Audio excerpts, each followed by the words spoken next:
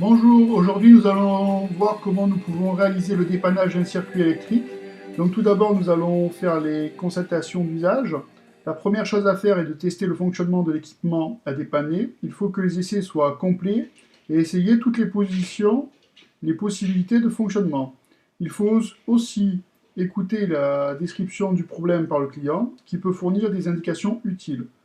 Il s'agit d'identifier clairement les parties qui fonctionnent correctement et celles qui présentent un défaut de fonctionnement. C'est la phase la plus importante du dépannage.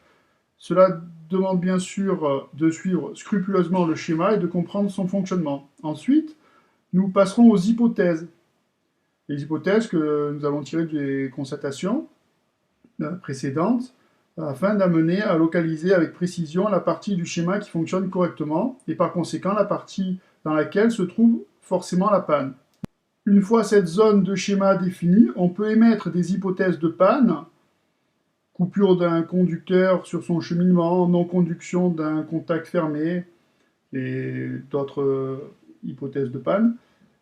Et nous allons donc réaliser la mesure avec un voltmètre pour localiser la panne. Il faut donc la localiser avec précision, localiser l'élément défectueux dans la zone du schéma mise en cause. Pour cela, donc, on utilise de préférence un voltmètre pour rechercher une panne en tension.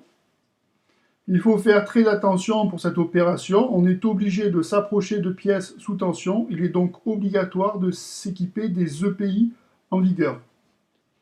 Voici un exemple de circuit électrique que nous allons étudier. Nous allons passer aux essais et constatations. Donc, le moteur ne fonctionne plus, le disjoncteur QF1 n'est pas déclenché. En tournant le commutateur sur la position marche, le contacteur ne s'enclenche pas. Le poussoir arrêt d'urgence n'est pas appuyé. Le voyant arrêt est allumé, le voyant marche est éteint.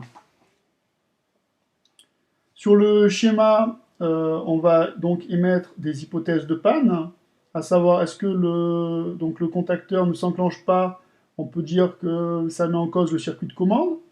Le voyant H1, donc arrêt, est allumé. On peut dire qu'une partie du circuit de commande fonctionne correctement. F1, T1, F2, S2, QF1, 13, 14, KM1, 21, 22 et H1.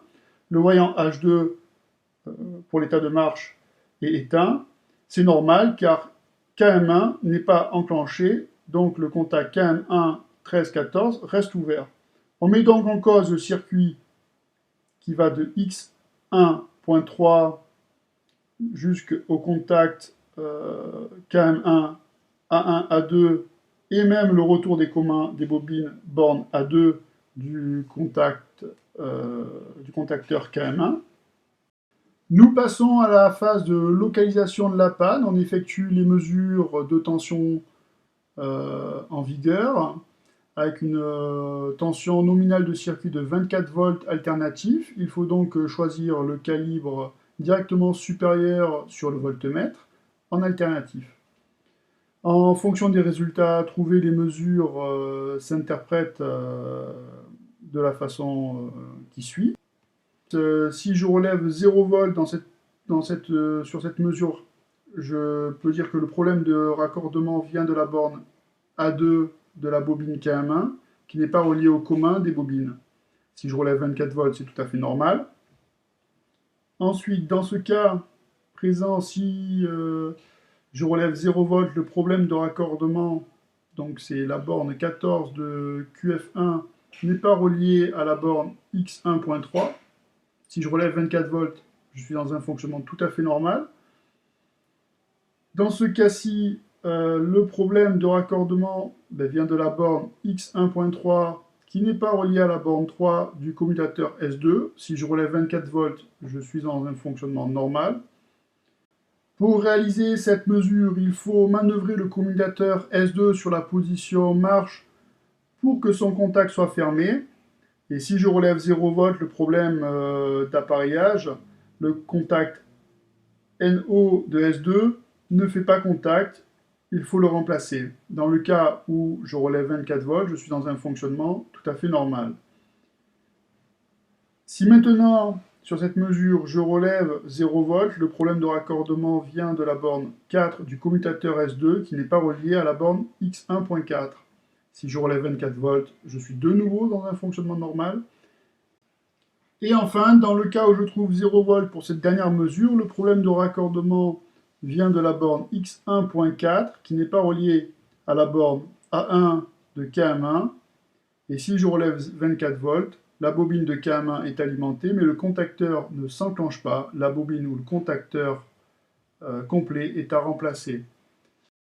Avant de procéder au remplacement, une fois la panne localisée avec précision, on peut confirmer éventuellement avec un ohmmètre pour vérifier la continuité. Bien sûr, il faudra isoler l'élément à tester du circuit et soit refaire le raccordement en cause, soit remplacer l'appareillage défectueux. Attention, pour cette opération, on essaie le plus souvent de travailler en sécurité, donc sans voisinage de tension. Il faut alors effectuer une consignation. Une fois la réparation effectuée, il faut remettre sous tension. Il convient ensuite de procéder aux essais complets pour vérifier que tout fonctionne, notamment la partie dépannée.